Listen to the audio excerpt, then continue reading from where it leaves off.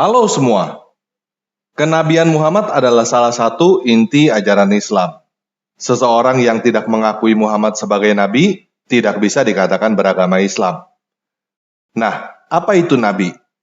Nabi adalah sebutan bagi orang yang bernubuat, orang yang memberitahukan atau meramalkan apa yang akan terjadi di masa depan. Apakah Muhammad adalah nabi? Apakah Muhammad memberitahukan apa yang terjadi di masa depan? Pada video ini, saya akan menunjukkan sebuah nubuat atau ramalan Muhammad yang menjadi kenyataan berdasarkan sumber-sumber Islami. Jadi, nonton video ini sampai selesai ya. Oke, kita mulai aja ya.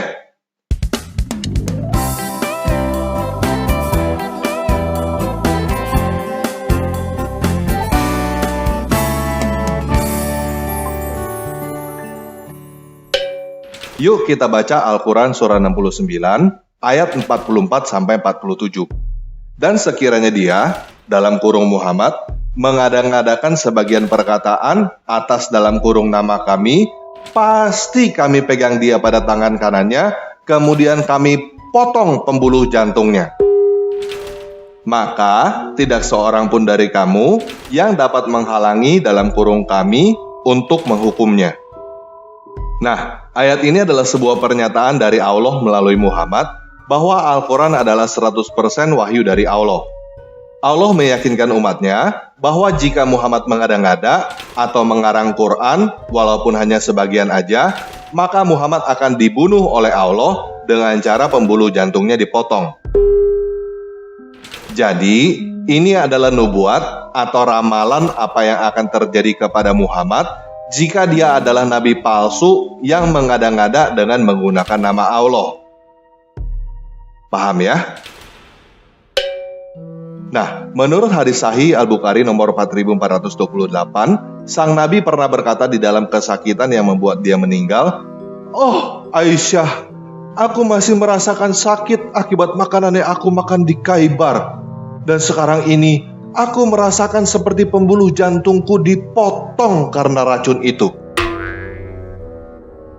Setelah itu, Muhammad meninggal di rumah Aisyah. Jadi, Muhammad meninggal dengan pembuluh jantung dipotong sesuai dengan nubuat di dalam Al-Quran surah 69 ayat 44-47 jika Muhammad adalah nabi palsu yang mengada-ngada isi Al-Quran.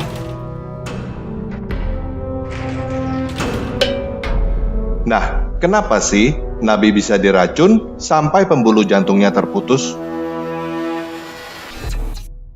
Menurut tradisi Muslim, dan hal ini banyak tertulis di dalam hadis, sehingga teman-teman bisa periksa sendiri, pada abad ke-7, ada pemukiman Yahudi di Khaybar. Khaybar adalah sebuah oasis di utara Medina, dan orang-orang Yahudi di situ semenjak abad pertama untuk bertani. Pada tahun 628, Muhammad dan pasukannya menyerang Khaybar.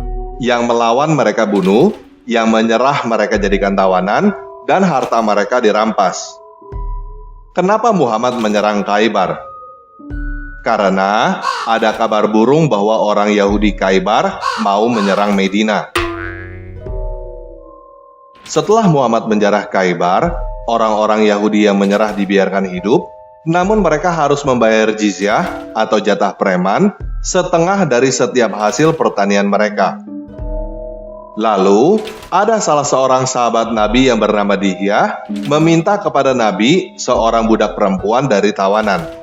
Sang Nabi berkata, "Silakan ambil budak perempuan manapun yang kamu mau. Titik."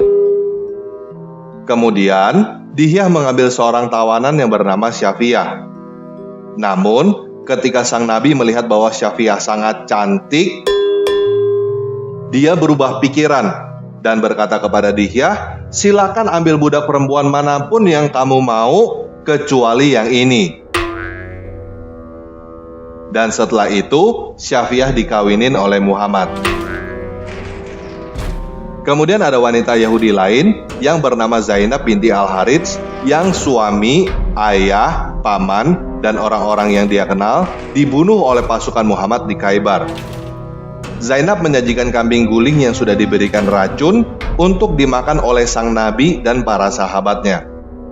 Sang Nabi tidak tahu bahwa nanti dia akan diracun sehingga dia makan kambing guling itu. Namun, setelah sang Nabi mengunyah kambing itu, dia merasa diberitahu entah oleh malaikat atau oleh kaki kambing bahwa kambing guling yang dia kunyah itu beracun. Kemudian, dia melepeh kambing guling itu, tetapi sebagian racunnya sudah tertelan.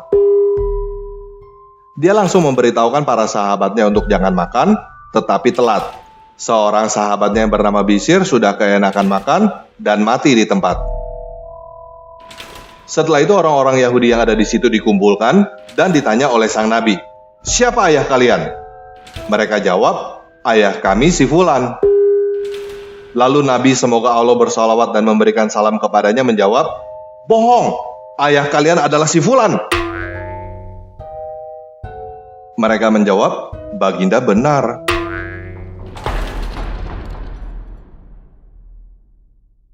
Lalu para sahabat bertanya kepada Nabi, apakah perempuan itu boleh dibunuh?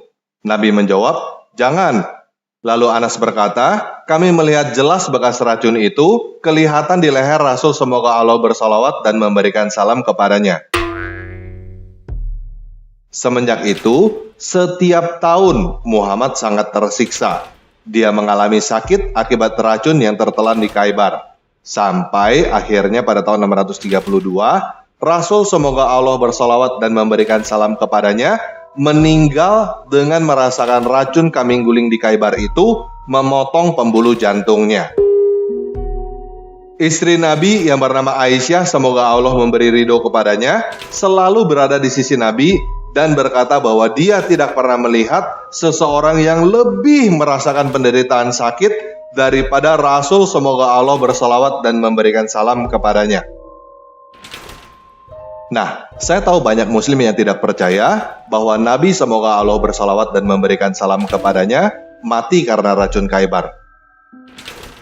Karena dalam hadis Rasulullah SAW berkata, "Ma zalat aklatu Khaybar tu'awiduni fi kulli amin hatta kana hadha awanu qati abhuri." Kata dia, senantiasa makanan yang racun yang saya makan di Khaybar menyerangku kembali setiap tahun. Dan saya rasa tahun ini adalah tahun saatnya saya dipanggil oleh Allah Subhanahu wa taala. Dari Aisyah radhiyallahu taala anha beliau berkata, "Kana Nabi sallallahu alaihi wasallam yaqulu fi maradhihi alladhi mata fihi." Rasulullah SAW berkata tatkala beliau sakit di mana beliau meninggal dunia.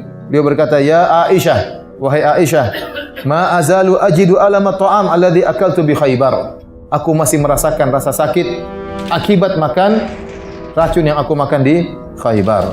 Fa hadha awanun wajatun qita'a buhuri min dzalika sum, dan ini saatnya aku mendapati urat-uratku akan terputus gara-gara racun tersebut ya. Jadi ini sebab yang menjadikan Nabi SAW sakit tatkala dia akan meninggal dunia, bekas dampak racun yang dia makan sekitar 3 atau 4 tahun yang lalu di Khaybar. Buat teman-teman yang tidak percaya, saya mau katakan bahwa kamu percaya atau tidak percaya, itu adalah hak kamu.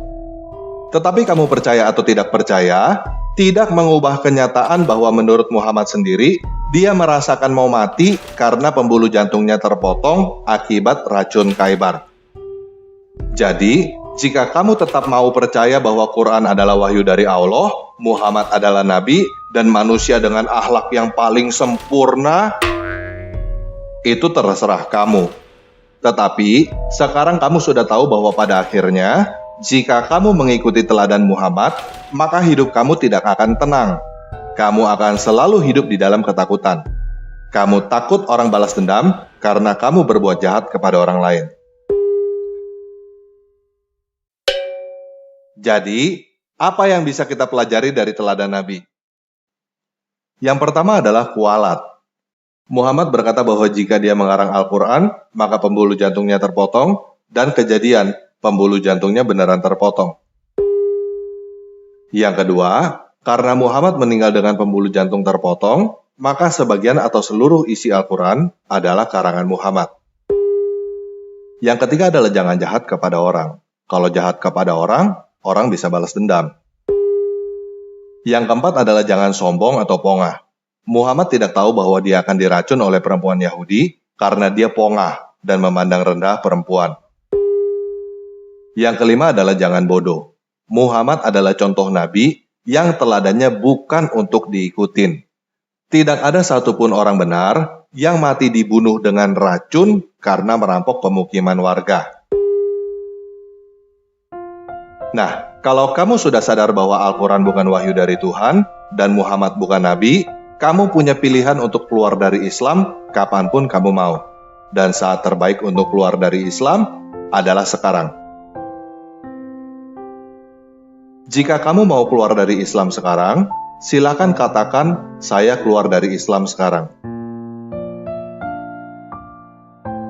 Oke? Silakan katakan, saya keluar dari Islam sekarang.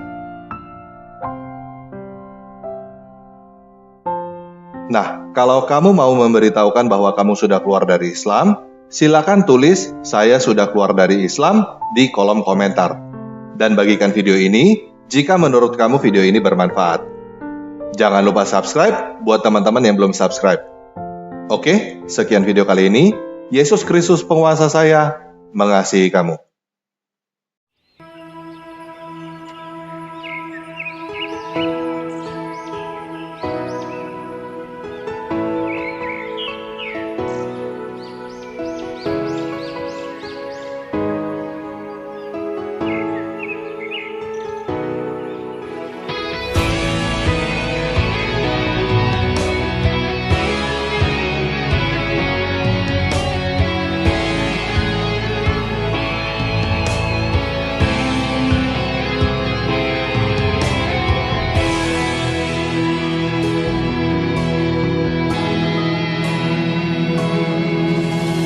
Fajar mereka, burung pun bernyanyi, bunga merebah, pohon pun menari. Alangkah indahnya hidup bersamamu, tangan lembutmu menuntun langkah hidupku.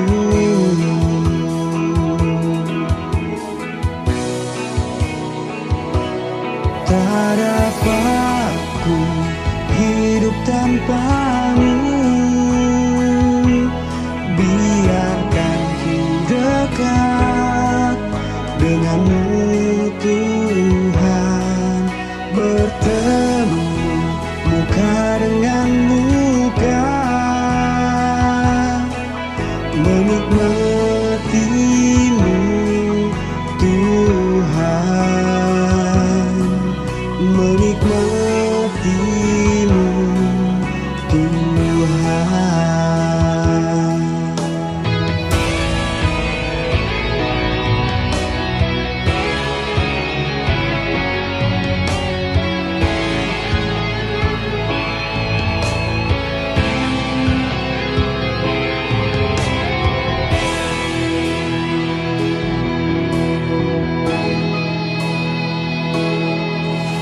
Di manakah ku bilang kau tak di sisiku? Bagaimana ku dapat bertemu mentari? Kasih setiamu menyegarkan jiwaku, firman-Mu Tuhan terangi jalan hidupku.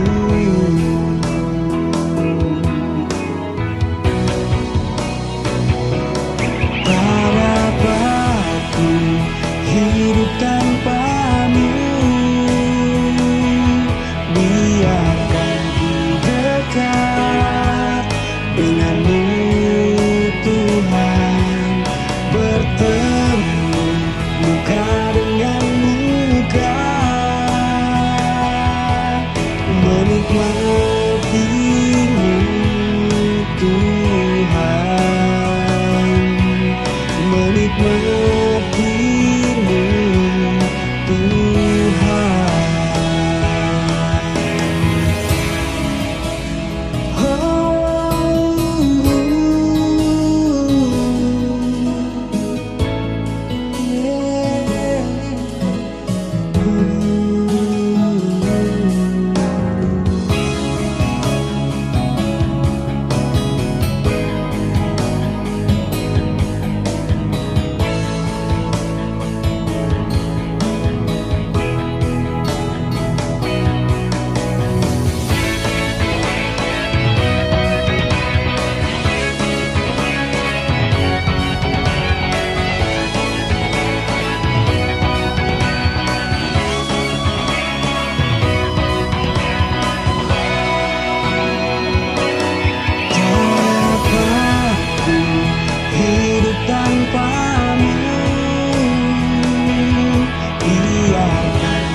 dekat denganmu Tuhan, bertemu muka dengan muka, menikmatimu Tuhan. Tak dapat ku hidup tanpamu,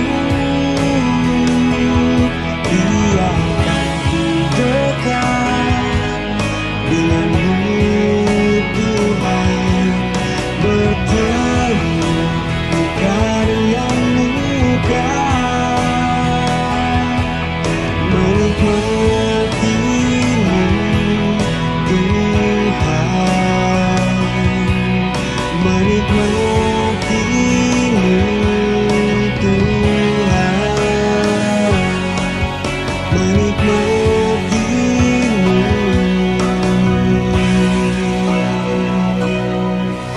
Tuhan,